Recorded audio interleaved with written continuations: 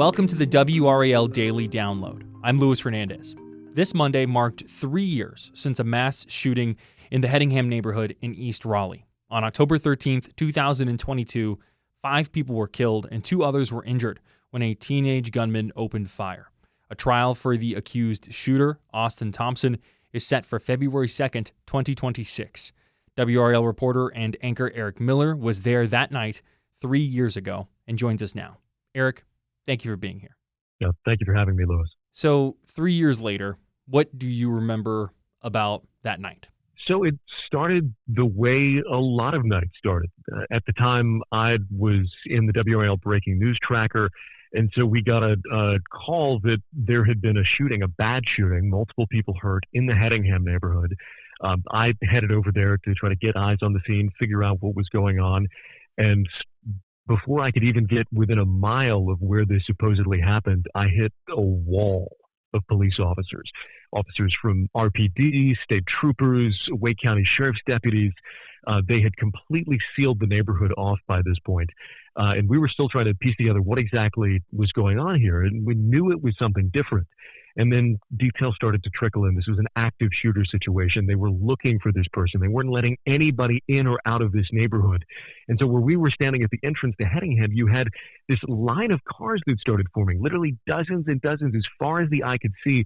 You know, these mothers, these fathers, brothers, sisters, folks trying to get back in this neighborhood to try to find out if their loved ones were okay. Were they part of whatever this thing was that was going on? And then as the night went on, more details started to come to the fore. We learned that 5 people had been shot and killed here. 2 others were injured. That a Raleigh police officer was among those who were dead. It's a day where the horror, the danger, it really stays with you. And talking to people today, it's one of those things that has been so clear, whether it was an RPD officer, whether it was the family member of a victim, whether it was a former RPD chief, Chief Patterson, who we spoke with earlier this evening. All of this is still so raw, so fresh 3 years later.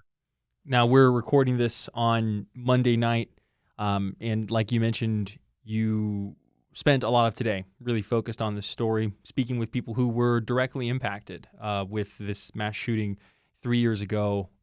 Who did you speak with? What were the takeaways? How have things sat with people 3 years later? So as I just said, we interviewed former RPD Chief Estella Patterson. She actually wasn't in town the day of the shooting. She was at a conference on gun violence in Texas. Wow. And so for her, this was a bizarre day where she was desperately trying to get on a flight back to Raleigh, dealing with phone calls, trying to manage this situation from halfway across the country. There was also a ceremony on Monday afternoon. It was an end of watch ceremony for Officer Torres. This is something that RPD does every single year to mark his passing.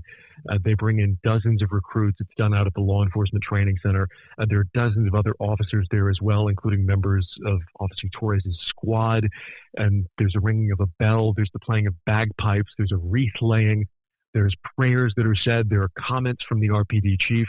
It's sort of a moment as you talk to folks out there to remember the kind of guy that Officer Torres was.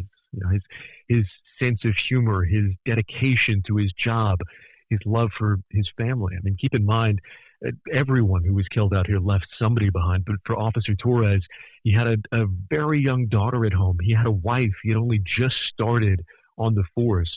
So there's this really an extra sense of tragedy to everything that happened there as he was shot and killed, not even on the job, but on his way to work that day. Is that kind of, in all the conversations and all of the covering of this story that you've done over the past 3 years, does that feel like a familiar trend, this notion of what was left behind by those whose lives were taken on this day 3 years ago? It's definitely something that you encounter, but what sets this apart from the dozens and dozens of other shootings that I've covered, the 4 years I've worked at WRAL, it's just the scale of it. It's the fact that you have not 1, not 2, not 3, not 4, but 5 families who lost somebody that day, and ultimately 7 families who were touched. Because keep in mind, there were 2 people who were seriously injured that day as well. So there were so many people who were affected by this. And you saw it in the days and weeks after the shooting. I mean, people will remember the memorial that grew up at the front of Hedingham, the photos that were out there, the crosses, the pictures, the real effort by this community to try to grapple with what exactly had happened here.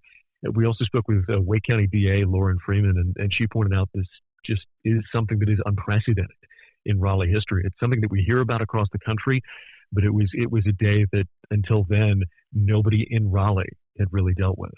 Let's go ahead and take a quick break there. When we come back, what's next for this case as we move past the 3-year anniversary of the Hedingham shooting? You're listening to the WRAL Daily Download. WRAL News anchor and reporter Eric Miller joining me now as we're reflecting on the Hedingham mass shooting 3 years later. Now, Eric, you mentioned there speaking with the Wake County DA. What is the next step in this case? At the beginning of this podcast, we mentioned that the trial for the accused shooter, Austin Thompson, is set to begin on February 2nd, 2026. What should we expect moving forward? Why is it taking so long for the trial to happen?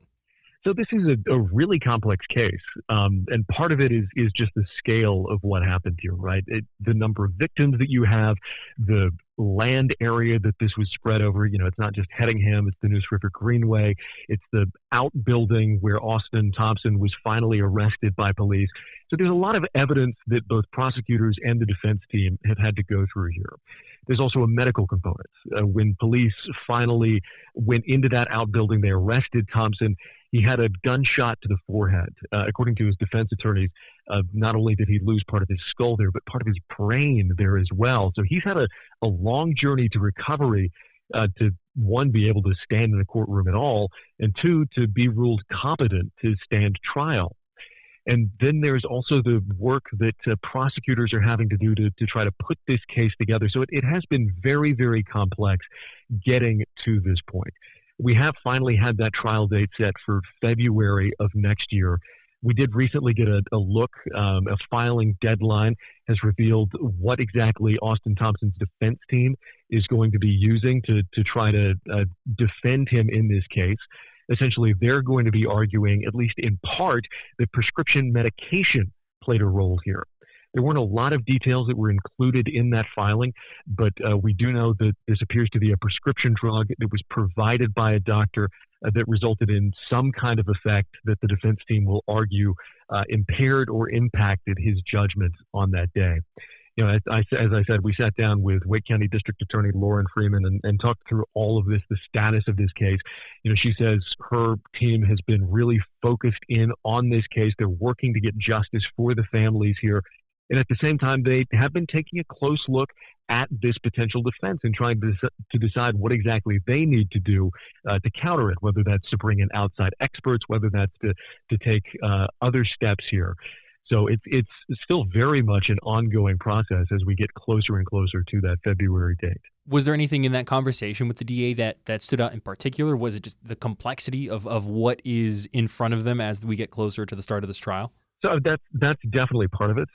You can also tell in conversation that, Lauren Freeman, like anybody else, is a human being and has been touched by this case and was touched by that day 3 years ago, and certainly, feels the responsibility of trying to get justice here, to resolve this for all of these families, all these community members who've been waiting for an end to this for 3 years now. And last question here for you, Eric, just on a personal level, as you reflect on this 3 years later, what do you kind of keep going back to? What stands out to you the most as you look on the impact of this event 3 years later in Wake County? So, partly it's just how unusual a thing this is, right? We have quite a few shootings across the 20-something counties that WRAL covers, but generally it's a domestic situation, it's a gang situation, it's very targeted, it's very limited. Having a day like this where you have somebody walking through a neighborhood with a shotgun shooting people as they're coming across them, that is a very unusual situation, and there is a very specific horror when you talk to people who were witnesses that day, who, for whatever reason, managed to escape that gunfire.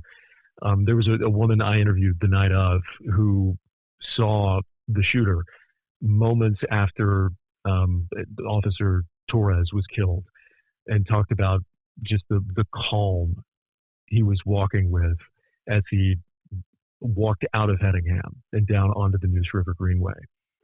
And then there's also kind of the sense of danger as well, right? You know, I was the first reporter on scene for WRAL. I was here before we really had a sense that this was an active shooter situation. And where I was set up was right next to a wood line.